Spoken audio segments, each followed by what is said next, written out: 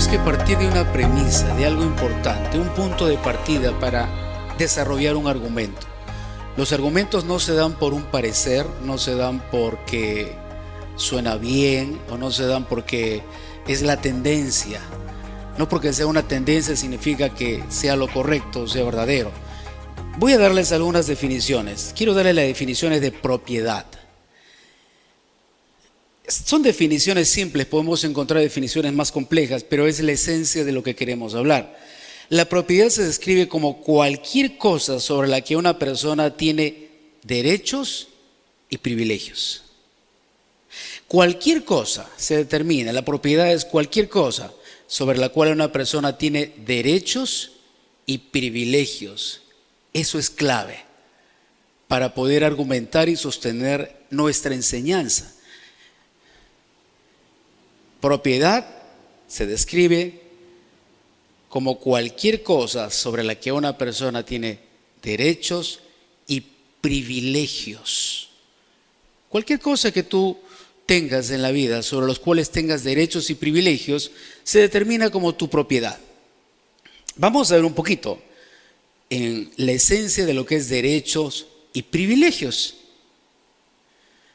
El derecho es la facultad para actuar libremente en aquello que por naturaleza se posee. Ese es el derecho, la facultad para actuar, para obrar con libertad en aquello que por naturaleza posees. Es inherente a ti, es tu derecho. Como cuando las personas dicen, yo tengo derecho a la vida. O sea, eres poseedor de la vida, por eso tienes derecho. Es inherente en ti, es por tu naturaleza, tienes el derecho a la vida. Nosotros exigimos el derecho a la vida en nuestra sociedad. ¿Alguno de nosotros podría argumentar delante de Dios y decirle, Señor, yo tengo derecho a vivir? Difícil, ¿verdad? Este argumento solo funciona en nuestra sociedad. Yo tengo el derecho a la vida. Derecho del no nacido, derecho de la mujer, derecho del hombre, derecho de los niños, de los adolescentes, derecho de los ancianos, todo el mundo tiene derechos, pero volvamos a la definición, es la facultad para obrar libremente en aquello que por naturaleza se posee, es la naturaleza, la característica del ser humano. Hablando en el aspecto humano, es evidente que Dios nos ha otorgado ciertos derechos, pero no son míos, pues. Esos derechos fueron otorgados por Dios. Por eso nadie tiene el derecho de quitar la vida, absolutamente, bajo ningún contexto. ¿Por qué? Porque esa facultad de la vida no proviene del hombre. No existe ningún hombre en este mundo que te haya dado la vida. No es ni tu papá ni tu mamá. Ellos solamente hicieron la manufactura. Pero el derecho a la vida proviene de Dios. Entonces, este es el derecho, la facultad para obrar libremente en aquello que por naturaleza se posee. Entonces, bajo esa premisa, todos podrían argumentar y decir, es mi vida, yo hago lo que quiero con ella. Es mi cuerpo, yo hago lo que quiero con mi cuerpo. Son mis ojos, es mi nariz, es mi boca, es mi estómago, yo como lo que quiera, porque al final todo es mío. Ese es el derecho que se me adjudica. ¿Y bajo qué circunstancia el ser humano adjudica sus derechos? Porque naciste con dos manos, dos ojos, dos oídos, una nariz, una boca, una vida. Entonces te adjudicas que porque lo tienes es tuyo. Es bien interesante cómo nos adjudicamos cosas porque vivimos con ellas y nos acostumbramos a tenerlas. Como el vecino que construyó su casa en la vereda. Desde que llegó, él construyó su casa en la vereda y nadie le dijo nada. Entonces este hombre asume que la vereda también es de su propiedad y es su derecho construir en la vereda. Qué interesante, ¿verdad? ¿Por qué? Porque hace tiempo lo vengo haciendo. Es mi derecho. ¿Por qué derecho? Por ocupación, por costumbre, por tradición. Es mi derecho hacerlo. Muy interesante. ¿Se acuerdan de la historia de Jefté? La historia de Jefté, que le dice a Dios, Señor, si tú me llevas y tengo victoria en todo lo que hago, el primero que sale de mi casa yo te lo voy a ofrecer en sacrificio. Evidentemente, Jefté no estaba pensando que salía un burro, una vaca, un caballo. Le estaba hablando de un ser humano. Y Jefté se atribuye el derecho de sacrificar a Dios un ser humano. ¿Cómo se atribuye Jefté el derecho de sacrificar a Dios un ser humano? Por una sencilla razón. Él había comprado a sus esclavos. Entonces, como él compró a sus esclavos y a los que vivían en su casa, él se adjudicaba el derecho. Es mi propiedad, es mi esclavo, yo puedo hacer con mi esclavo lo que yo quiero. Claro, él nunca pensó que iba a salir su hija. La historia, para hacerla corta, resulta que su hija sale y él tiene que cumplir su palabra y tiene que asesinar a su hija porque le había dado esa promesa a Dios. Miren qué interesante, cómo nos empezamos a adjudicar derechos y asumimos que son inherentes a nosotros por costumbres, por tradiciones, por prácticas, porque alguien nos lo dijo, por la sociedad, por la tendencia, por la coyuntura, no sé, por la inmediatez. Asumimos de que es un derecho adquirido. Bueno, para volver a enfocarnos, derecho es la facultad para obrar libremente en aquello que por naturaleza se posee, es inherente a ti. Esto bajo una consideración muy egoísta, sin pensar que algo se te otorgó. Bueno, y hemos hablado que la propiedad tiene que ver con que una persona tenga derechos y privilegios. Esa palabra privilegio, podemos hablarlo también en pocas palabras, es la ventaja exclusiva y especial que se goza por una concesión o por una circunstancia propia. El privilegio es una ventaja exclusiva y especial que se goza porque alguien te la dio o por circunstancias propias. Tú tienes el privilegio, ¿por qué? Porque naciste privilegiado. ¿Cuántos hemos escuchado hablar es que naciste privilegiado? Creciste en una cuna de oro. Tienes el privilegio de tener unos padres maravillosos. Tienes el privilegio de tener una casa maravillosa. Ventaja exclusiva y especial que se goza por una concesión o por circunstancias propias, a veces creadas o fabricadas. Tengo el privilegio, no porque me dieron, sino porque yo decido ser aventajado en lo que yo hago. Entonces, obtengo ciertos privilegios porque puedo ser aventajado. Puedo aventajar, puedo aprovecharme, puedo hacer uso y me doy ciertos privilegios, como lo que nosotros encontramos en un gobierno. Aquellos que tienen el poder y se les ha otorgado un poder para regir, para gobernar, se adjudican un privilegio, van por sobre la ley, tal vez no pagan impuestos, tal vez evaden impuestos, tal vez se estacionan en lugares en donde no deberían estacionarse porque es para gente ¿cómo se llama? Discapacitados o personas especiales. Entonces, ellos toman ese privilegio por el derecho que dicen tener y ellos toman ventaja de una posición. Esto es muy importante para todo lo que vamos a estar hablando. Ventaja exclusiva y especial que se goza por concesión o por circunstancias propias.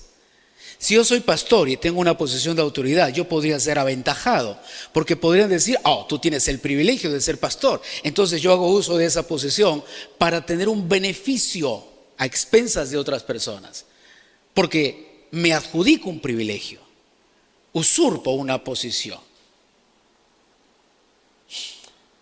Bien, hemos visto el término propiedad.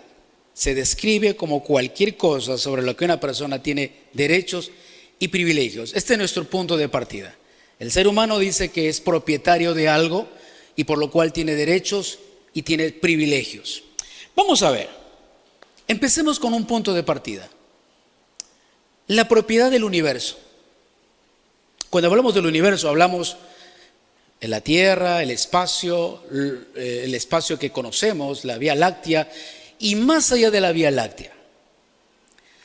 De acuerdo a la Biblia, se adjudica la propiedad del universo a Dios. ¿Recuerdan? Propiedad significa que una persona tiene derechos y privilegios.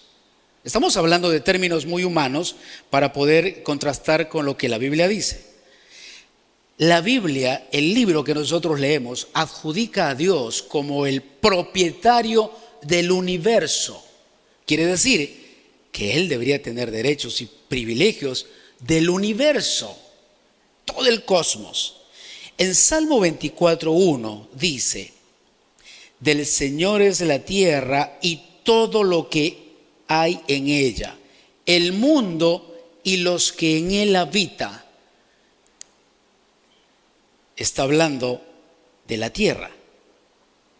Aquí habla Dios directamente, la Biblia habla que al Señor le pertenece la tierra y ¿qué cosa? Todo lo que hay en ella. ¿Qué cosa es todo? Todo. No, pero este reloj lo he fabricado yo. No. Hiciste una manufactura de elementos que ya existían. No, tú no has fabricado nada. No, pero esta ropa yo sembré el algodón, trillé después, lo llevé a la tejedora, lo limpié y esta prenda yo la he fabricado. Me pertenece, es de mi propiedad. Bueno, la Biblia dice que del Señor es la tierra y todo lo que en ella hay, el mundo y los que en él habitan. Estamos todos ahí. Está hablando de la tierra y todo lo que hay. En Deuteronomio 10:14, ahora habla algo interesante. Habla del universo. He aquí, al Señor tu Dios pertenecen los cielos y los cielos de los cielos, la tierra y todo lo que hay en ella. Ya no solamente se remonta a la tierra, ahora la Biblia dice que Dios es el poseedor, el dueño, el propietario de los cielos de los cielos.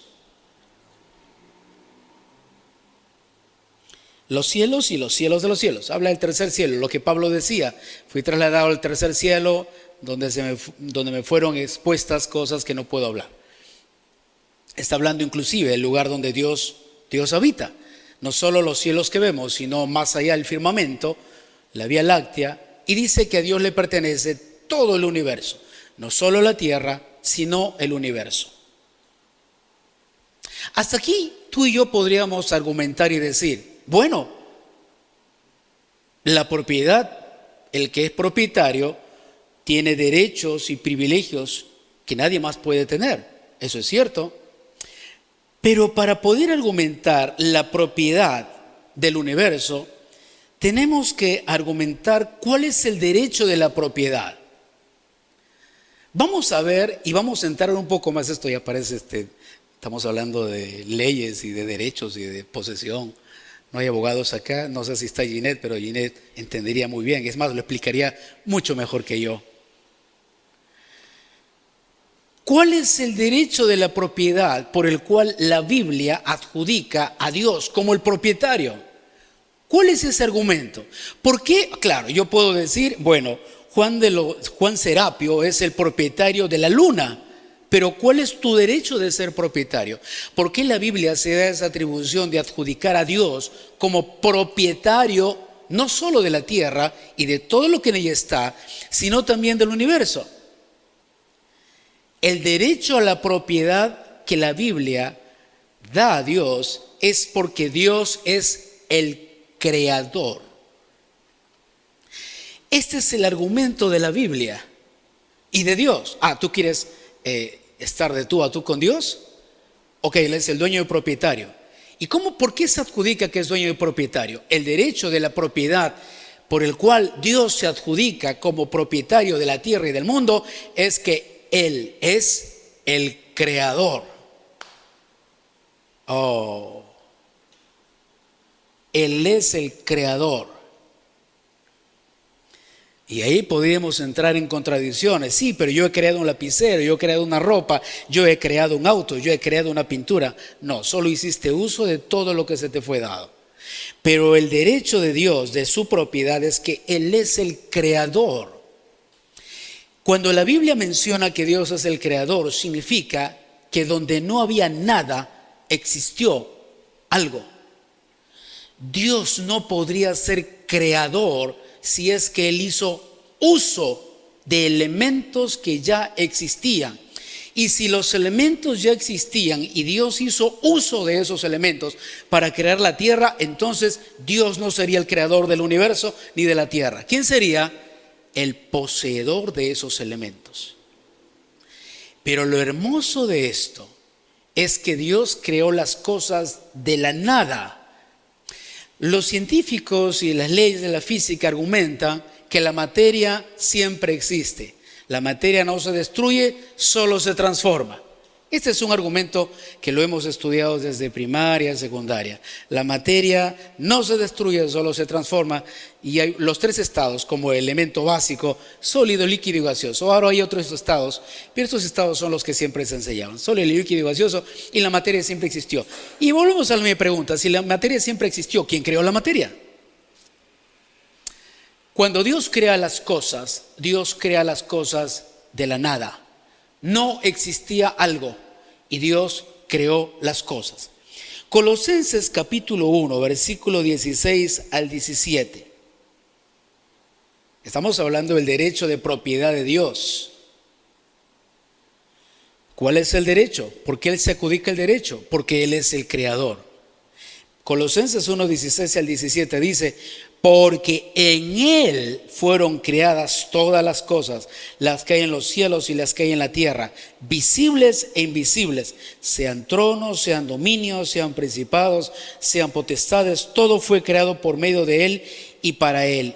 Y Él es antes de todas las cosas, y todas las cosas en Él subsisten. Este es un verso que habla de que todas las cosas en Él subsisten. Esa traducción, subsistir, significa todas las cosas en Él tienen vida. Aquí habla de que Dios es el creador. En Salmo capítulo 19, versículo 1 dice: los cielos proclaman la gloria de Dios, y la expansión, el cosmos, anuncia la obra de sus manos. ¿Qué cosa declara la expansión? El diseño de Dios. Cuando dice la expansión declara, anuncia la obra de sus manos, el cosmos, el universo entero, declara el diseño de Dios. Proclama su diseño. Grita a los cuatro vientos: Dios me ha diseñado. Eso es impresionante. ¿Qué cosa puedes encontrar de acuerdo a la ciencia y de acuerdo a los estudios en el universo? En la Vía Láctea, en la Vía Láctea. Bueno, tienes los famosos agujeros negros, tienes las famosas estrellas rojas, las estrellas gigantes, tienes los planetas, tienes los soles. Tienes un montón de constelaciones, tienes los meteoritos, tienes una infinidad de colores en el universo, y la Biblia dice que la expansión declara el diseño de Dios. Está gritando: Dios me ha diseñado. ¿Quién le podría poner tantos colores hermosos al firmamento? ¿Qué pintor? ¿Qué colores existen allá? Es impresionante. Y podemos ver esto a través de los telescopios, los que han lanzado, el Hubble, el Hubble. Bueno, hay varios que han lanzado. Y hay fotos, hay registros de los colores del universo, del sonido en el universo, porque hay sonido en el universo. Es impresionante. En Nehemías capítulo 9, versículo 6 dice: solo tú eres el Señor. Tú hiciste los cielos de los cielos con todo su ejército, la tierra y todo lo que en ella hay, los mares y todo lo que en ellos hay. Tú das vida a todos ellos, y el ejército de los cielos se postra ante ti. Y este verso sobre los ejércitos de los cielos lo puedes encontrar en Apocalipsis y en muchos versos de la Biblia. Los cielos tienen ejércitos y la Biblia habla de Dios como el Dios de millares y millares de ejércitos. Miles y miles y miles de ejércitos. Su ejército lleno de miriadas. Dice que se postran ante el Creador. Juan capítulo 1, del 1 al 4. En el principio es antes de nada, antes de todas las cosas.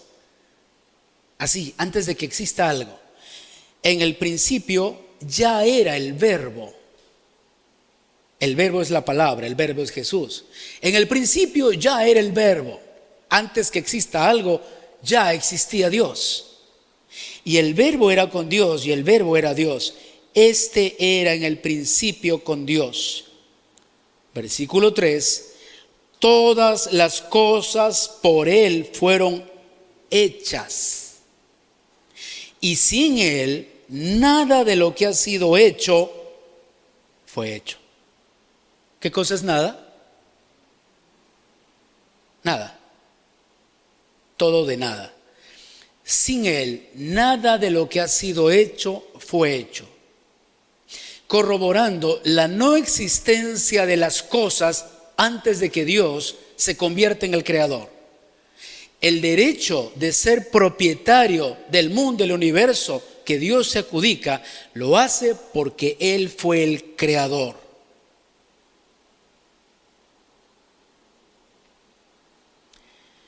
En Él estaba la vida y la vida era la luz de los hombres.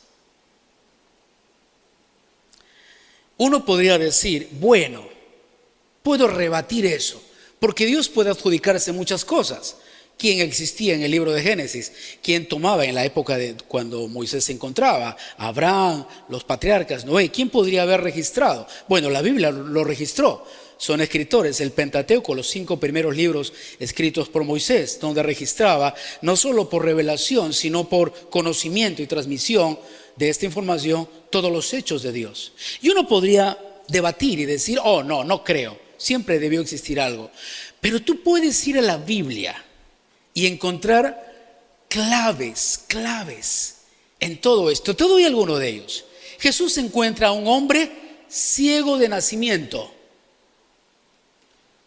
¿Era un hombre qué? Ciego de nacimiento. No se hizo ciego por un accidente. Era ciego de nacimiento. ¿Qué hizo Jesús?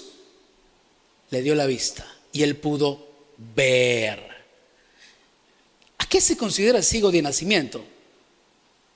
No solo no ves, sino no tienes las conexiones, no fue creado, no existe, probablemente ni siquiera, digo yo, no tendría glóbulo ocular. Estoy haciendo un ejercicio mental. Probablemente no había un glóbulo ocular allí, o no tenía iris, no tenía lo necesario para poder ver. La Biblia dice que era ciego de nacimiento y Jesús le da la vista.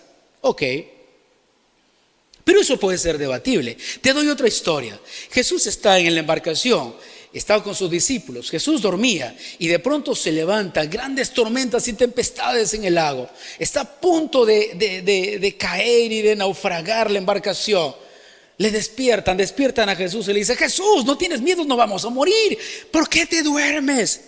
Ay, Jesús se levanta, estaba descansando, estaba agotado. Después de echar fuera tantos demonios y sanar a tanto enfermo, ya estaba cansado, tenía un cuerpo físico como el de nosotros. Se levanta, hombres de poca fe. ¿Qué dice la historia? Dice que dijo a los vientos: cállate, a la tormenta cesa.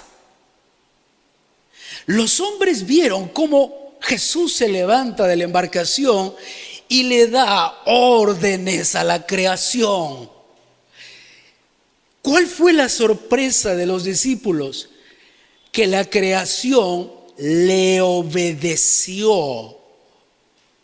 Ellos estaban sorprendidos y admirados que la tormenta obedezca a Jesús, que las tempestades obedezcan a Jesús, que el mar obedezca a Jesús, que la lluvia, los truenos, los rayos obedezcan a Jesús. Estaban sorprendidos.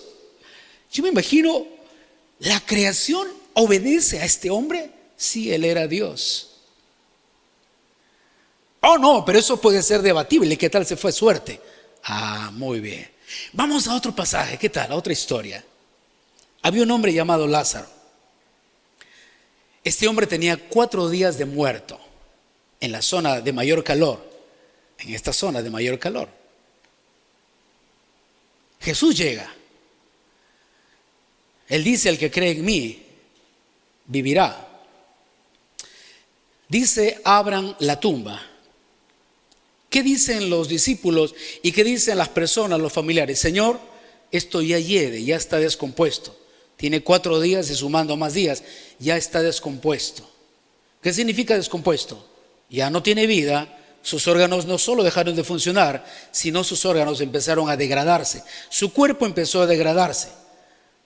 Ya no había vida ahí, no había cerebro, no había circulación, no habían tejidos, no existía vida. Sus órganos estaban deteriorados. ¿Qué hizo Jesús?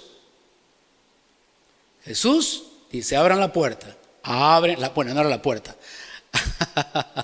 No estaba enterrado en una casa. Quiten la piedra de la tumba. Se abre la piedra y llama: Lázaro, ven fuera. ¿A quién llamó? A Lázaro. ¿Por qué no solo dijo ven fuera? Porque si él decía ven fuera, se le levantaba a todos los muertos. Interesante. Ya lo sabe, ya gloria. Lázaro, ven fuera. ¿A quién le habló Jesús? ¿A Lázaro o al cuerpo que se llamaba Lázaro? Porque nuestro espíritu tiene otro nombre. Si lees en Apocalipsis, tú vas a leer que tenemos otro nombre en el reino de los cielos. Dios es Padre de espíritus. Él creó un cuerpo para vivir allí, pero Dios no va a convivir con este cuerpo. Por eso la Biblia dice que sangre ni carne heredarán el reino de los cielos.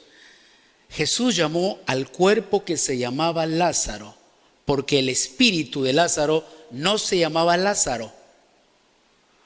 ¿Cuál era su nombre? No sé. Dice que Dios sabe, pero no sé cuál será su nombre.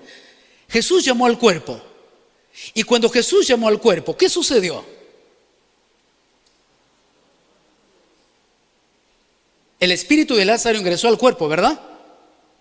¿Cierto? No.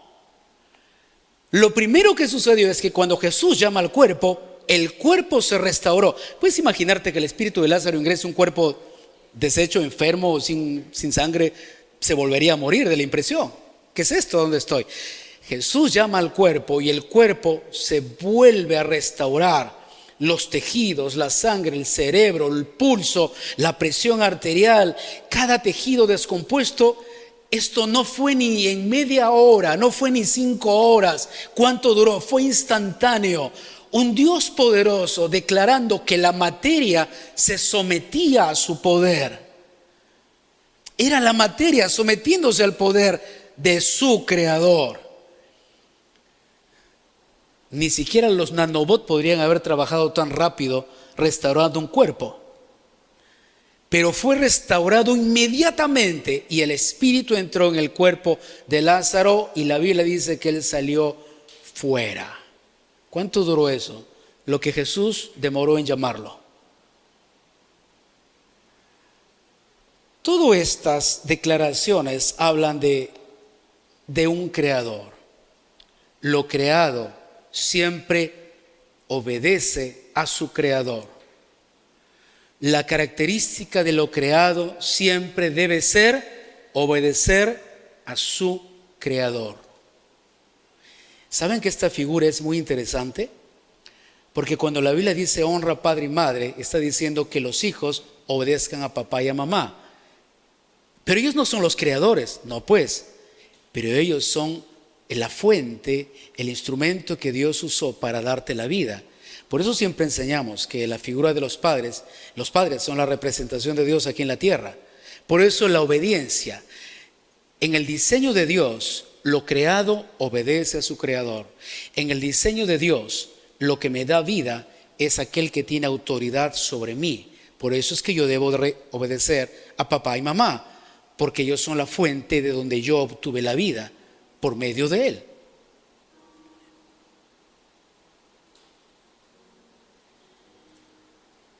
Y quiero hablar del privilegio de Dios. Y aquí terminamos. ¿Cuál es el privilegio? Privilegio, recuerdan lo que significaba, la ventaja exclusiva y especial que alguien tiene, en este caso, por circunstancia y por naturaleza propia. Dios puede juzgar y sentenciar al hombre. Es su privilegio, su ventaja. En 2 de Timoteo 4:1 dice: cuando Jesucristo regrese como rey, juzgará ¿a quiénes? A los vivos y a los muertos. ¿Cuál es el privilegio que él tiene? La ventaja de tener poder sobre los que están vivos y sobre los que están muertos. Y otra ventaja, otro privilegio, dice que él juzgará. ¿Quién juzga? ¿A quién se le otorga el poder de dar el juicio y la sentencia? A la máxima autoridad. Después de él no existe más autoridad. Dios puede juzgar y sentenciar al hombre. Ese es su privilegio. Si él puede juzgar a los vivos y a los muertos, significa que él tiene el poder sobre la vida y tiene poder sobre la muerte. Ese privilegio no lo tiene nadie en esta vida.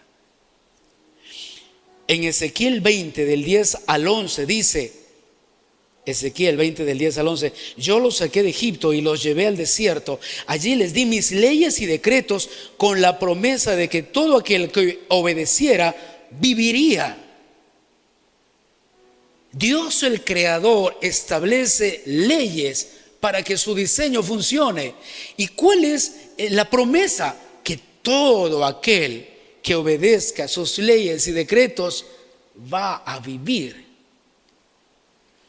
Esta es una ventaja y un privilegio que solamente tiene el Creador.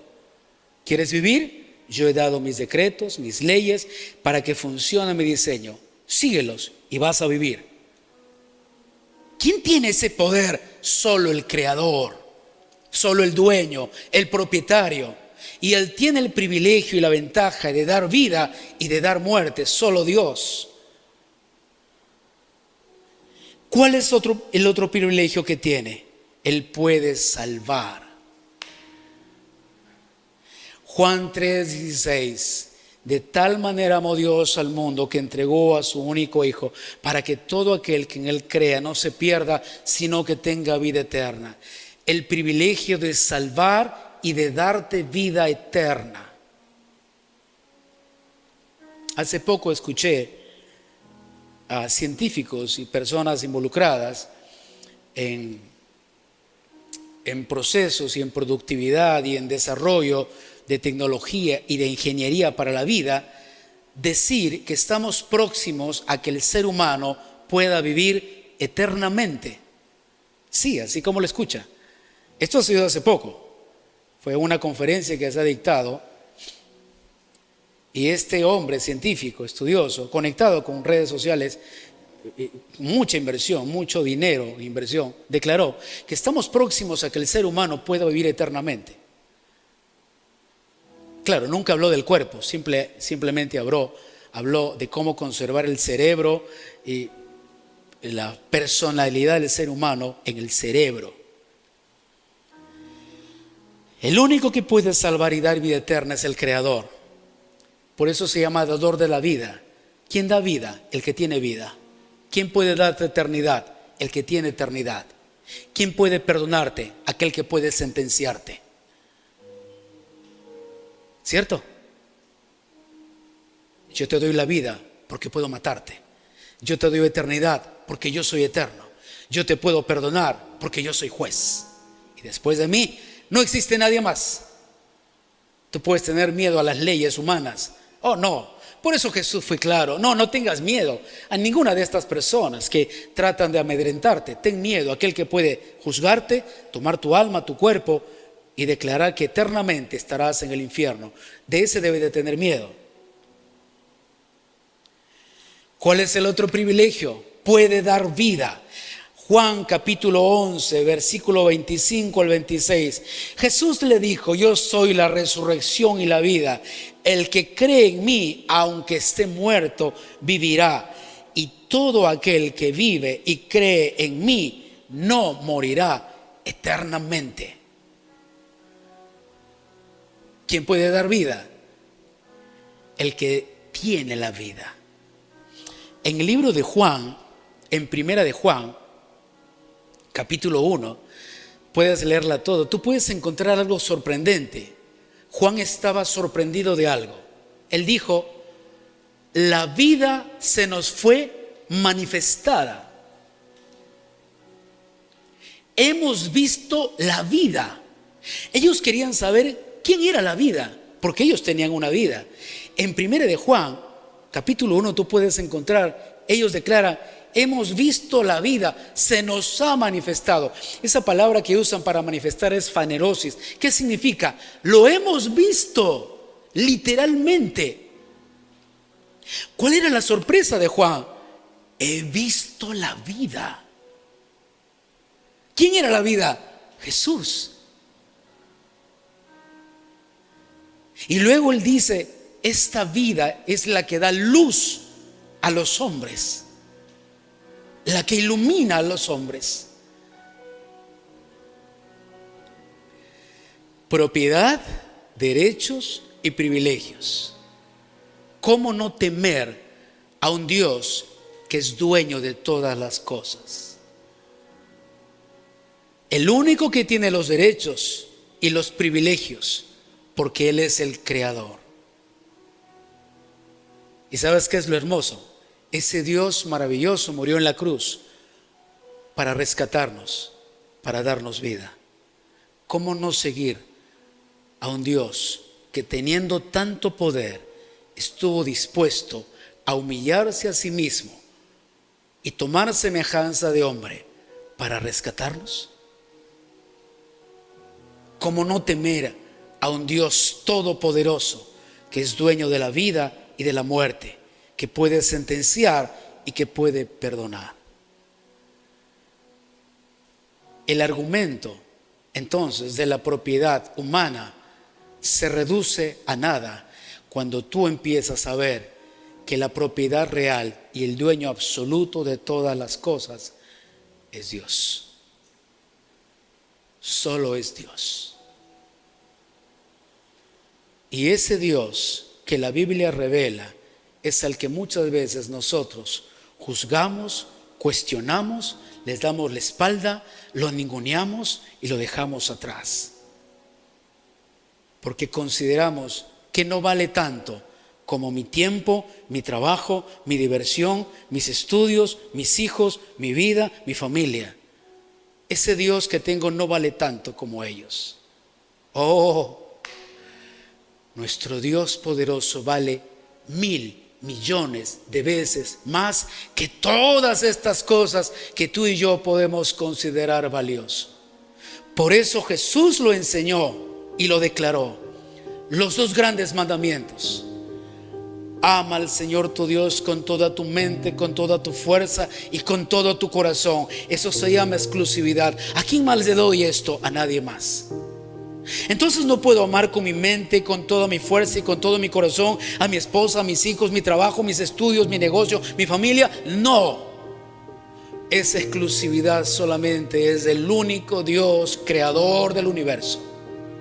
Nadie más tiene ese derecho. Nadie más tiene ese privilegio. No le des el privilegio que no corresponde a nada más en esta vida. Y el segundo mandamiento es: ama a tu prójimo como a ti mismo. Si empiezas por el primero, no te va a ser difícil el segundo. Es más sencillo. Aprenderás a perdonar. Pero empieza por el primer mandamiento. Vamos a orar, por favor. Señor, te damos las gracias en este tiempo por tu palabra. Muchas gracias. Tienes tanta verdad en ella, Señor. Yo oro por cada persona conectada en este tiempo, que sus mentes puedan ser abiertas a tu verdad, que su espíritu se alinee, Señor, a tu autoridad. Señor, nos humillamos delante de ti. No somos más que tú, no tenemos más que tú, no hemos conseguido nada que tú no nos hayas dado. Tú eres primero, tú eres antes de todo. Tú mereces lo primero, lo mejor. Tuya es la gloria, el imperio y el poder por los siglos de los siglos.